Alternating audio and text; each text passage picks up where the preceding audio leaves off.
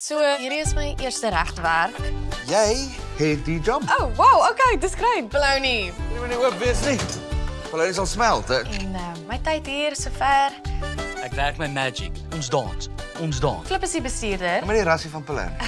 Dis 'n wip waar dit. Maybe the staff must stop coming up with ridiculous ideas. Jy weet, ek het hierdie mense geërf, nie gekies nie. Jy weet nooit regtig wat volgende gaan gebeur nie. We promised to build a rugby field for a special needs school. Hy en Chart saam is baie. Ek flip.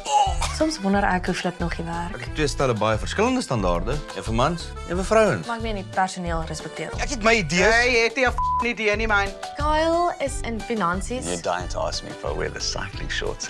Joanne, customer service. Maar jy moet eers in my gesig vir my sê, Vir die spesiale kindertjies help. Tannie Mems is ontvangs. Meneer, ek is 'n 7de dagse Is adventis. maandag dan jou Dinsdag? Ek weet nie. Albani, ook finansies. Ek verstaan hom die Afrikaans. ons het al gepraat oor daai aksent, net ek maar gedoen. Gavin, sales. look like Brendan Pieper. Jubber, hy's ook sales. Wel, hy's lank.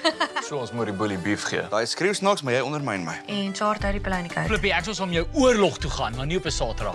En ja, dis die span. Almal gebind deur die brandende lus om Bologna te verkoop. Reël nommer 1 moet nooit aandag trek oor wat in die Bologna is nie. Hoe minder die Bologna gemeenskap weet, hoe beter.